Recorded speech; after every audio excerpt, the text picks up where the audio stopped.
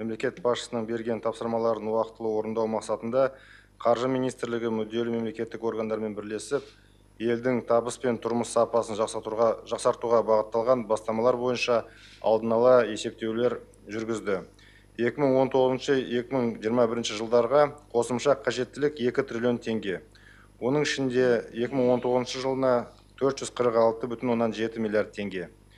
Бірінші, қаражаттың басым бөлігі жеке санаттағы азаматтарды әлеуметтік қорғауды күшейтуге бағытталатын болады. Бұл 3 жылға шамамен 1,3 триллион теңге және 19 жылы 226,7 миллиард теңге.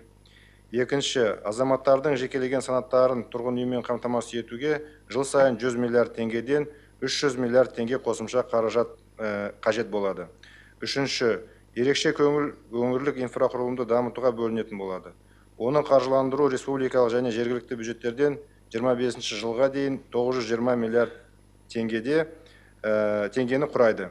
Республикалық бюджеттен 2019-2021 жылдарға бұл бағыт бойынша қосымша 320,9 миллиард теңге. Оның ішінде 19 жылы 90 миллиард теңге қосымша бағыттау жоспарланып отыр. Жергілікті бюджеттерден жобаларды қоса қаржыландыру үшін 101,1 миллиард теңге. Оның ішінде 19 жылы 32 миллиард теңге бөлу талап етіледі.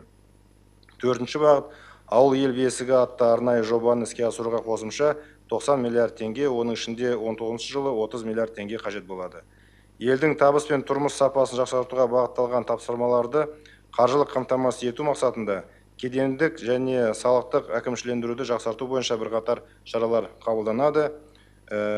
Соның ішінде тек кедендік әкімшілендіру жұмыстың нәтижесінде бюджеттің кіріс бөлігінде 3 жылдың ішінде 800 миллиард теңге қосымша түсімдер тартуға мүмкіндік болады. Оның ішінде биыл қосымша 200 миллиард теңге түсетін болады. Сондай-ақ мемлекет басшысы атап өткендей ұлттық қордан қаражат тартылатын болады. Құрметті әріптестер, президенттің барлық бастамалары қаржымен толық қамтамасыз етіледі. Республикалық бюджетті нақтылау туралы заң жобасын жақын арада ұсынатын боламыз. Назарларыңызға рахмет.